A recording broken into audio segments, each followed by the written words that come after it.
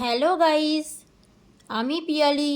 আজ আমি তোমাদের সামনে নিয়ে চলে এসেছি একটা সুন্দর রান্নার ভিডিও। সোয়াবিন দিয়ে আলুর কারি। কি করে তোমরা এই রেসিপিটা পাবে সেটা একমাত্র আমার কাছ থেকেই পাবে, কারণ এই রান্নার মধ্যে একটা টেকনিক আছে যেটা আমি বলার পরে তোমরা জানতে পারবে। চলো স্টার্ট করা যাক। ফার্স্টে তোমরা সোয়াবিন ধুয়ে নেবে, এবার তার মধ্যে মেশাতে হবে ডিম। যদি তোমাদের সোয়াবিন পরিমাণে কম হয় তাহলে একটা ডিম নেবে, যদি পরিমাণে বেশি হয় তাহলে দুটো ডিম নেবে। ডিম দুটোকে ফাটিয়ে নেবে। তারপর ডিম দুটোকে ফাটিয়ে নেওয়ার পরে সোয়াবিনের সাথে ভালো করে মেখে নেবে, ঠিক আছে? দিয়ে 5 মিনিটের জন্য রেখে দেবে। তারপরে কড়াইয়ে তোমরা তেল দেবে। কড়াইয়ে তেল দিয়ে ভালো করে আলুগুলোকে ভেজে রেখে দেবে। তারপরে কিছু মশলা তোমাদেরকে এখানে মিক্সিতে পেস্ট করতে হবে। তার মধ্যে হচ্ছে পেঁয়াজ, রসুন, আদা, কাঁচা লঙ্কা, শুকনো লঙ্কা এবং টমেটো। এগুলো ভালো করে মিক্সিতে পেস্ট করে তোমরা রেখে দেবে, ঠিক আছে? আর ছোট ছোট করে পেঁয়াজ কুচিয়ে রেখে দেবে। যথারীতি আলুটা ভাজা হয়ে গেছে, সয়াবিনটাও ডিমের সাথে মেখে রাখা হয়ে গেছে 5 মিনিট। এবার তোমরা কি করবে, কড়াইয়ে তেল নেবে। তেলের মধ্যে তোমরা একটু রাঁধুনি দিয়ে দেবে। তারপর তোমরা পেঁয়াজ কুচি যেটা আছে সেটা তেলের মধ্যে দেবে। ভালো করে বাদামি হওয়া পর্যন্ত তোমরা নাড়বে। যেই বাদামি কালারের হয়ে যাবে তখন তার মধ্যে তোমরা ভেজে রাখা সয়াবিন আর একটা জিনিস তোমরা করবে, আলাদা গ্যাসে তোমরা বা ওই গ্যাসেই করতে পারো। তোমরা ওই কড়াইয়ে তোমরা আলুর পরে তোমরা সয়াবিনটা যে তোমরা মেখে রেখে দিয়েছিলে সেটাকে তোমরা ভালো করে ভেজে নেবে তেলের মধ্যে। তোমরা ওই কড়াইয়েও করতে পারো বা আলাদা কড়াইয়ে করে সয়াবিনটাকে যে মেখে রেখেছিলে ডিমের সাথে সেটাকে ভালো করে ভেজে নেবে। যখন ভাজবে তার মধ্যে অল্প একটু লবণ, অল্প একটু হলুদ তোমরা মিশিয়ে নেবে, দিয়ে ভালো করে ভাজবে।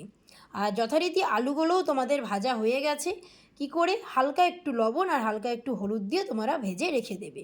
ওকে, তারপরে তোমাদের যেটা বললাম, কড়াইয়ে তোমরা তেল নেবে। তেলের মধ্যে তোমরা দেবে রাঁধুনি।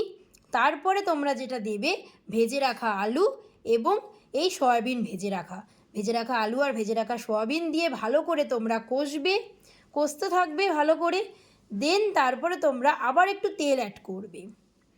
তারপরে তোমরা যেটা দেবে সেটা হচ্ছে একটু জিরের গুঁড়ো, একটু গোলমরিচের গুঁড়ো আর হচ্ছে একটু কাশ্মীরি লঙ্কার গুঁড়ো দিয়ে ভালো করে নাড়বে। কিন্তু গ্যাসের ওভেনটা একদম লো করবে, ঠিক আছে? তারপরে তোমরা যে মশলাটা পেস্ট করে রেখেছো সেই মশলাটা তোমরা এর ভেতরে দিয়ে দেবে। দিয়ে অল্প একটু জল দেবে, দিয়ে ভালো করে তোমরা নাড়তে থাকবে। তারপরে তোমরা অ্যাড করবে হালকা একটু হলুদ, কারণ আগে হলুদ দেওয়া আছে। তারপরে তোমরা তোমাদের পরিমাণ মতো লবণ আর একটু চিনি অ্যাড করবে। করে তোমরা ভালো করে কষতে থাকবে, ভালো করে কষবে। তারপর তোমরা অল্প পরিমাণ মতো জল ঢেলে দেবে। জল ঢালার পরে গ্যাসের ওভেনের আঁচটাকে একটু বাড়িয়ে দেবে। ওকে, আমি সেভাবেই করেছি। তারপরে একটা ঢাকনা চাপা দিয়ে দেবে। 10-15 মিনিট হওয়ার পরে তোমরা একটু খুলে দেখবে সিদ্ধ হয়েছে কি না। যদি সিদ্ধ না হয় তাহলে আরেকটু জল অ্যাড করে আরও 5 মিনিট তোমরা ফোটাবে। 5 থেকে 10 মিনিট দেখবে তোমাদের সিদ্ধ হয়ে গেছে আলু সয়াবিন দুটোই। তারপরে তোমরা গ্যাসটাকে কমিয়ে ভেতরে ঢাকনাটাকে উঠিয়ে এটার মধ্যে গোলমরিচের গুঁড়ো যেটা আগে অ্যাড করেছো চাইলে পরে একটু দিতে পারো, আবার নাও দিতে পারো। কিন্তু যেটা লাস্টে দেবে সেটা হচ্ছে গরম মশলা। গরম মশলার গুঁড়ো একটু সামান্য তোমরা ওপরে অ্যাড করে দিতে পারো, কিন্তু লাস্টে গোলমরিচের গুঁড়ো আমি দিইনি। এবার তোমরা কেউ চাইলে দিতে পারো, নাও দিতে পারো, কিন্তু গরম মশলাটা মাস্ট।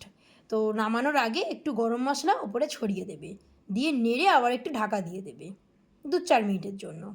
তারপরে গ্যাসটা অফ করে গরম গরম পরিবেশন করবে। ব্যাস, চলো দেখো তোমাদের সামনে রেডি সয়াবিন দিয়ে আলুর কারি। কেমন হলো সবাই কমেন্টে বলো কিন্তু। ততক্ষণ টাটা। আর টাটা বলার আগে বলবো, আমার চ্যানেলটা সবাই সাবস্ক্রাইব করো, শেয়ার করো প্রচুর প্রচুর, আর লাইক করো আর কমেন্টও করো কিন্তু। চলো টাটা, আবার দেখা হবে পরের ভিডিওতে। বাই।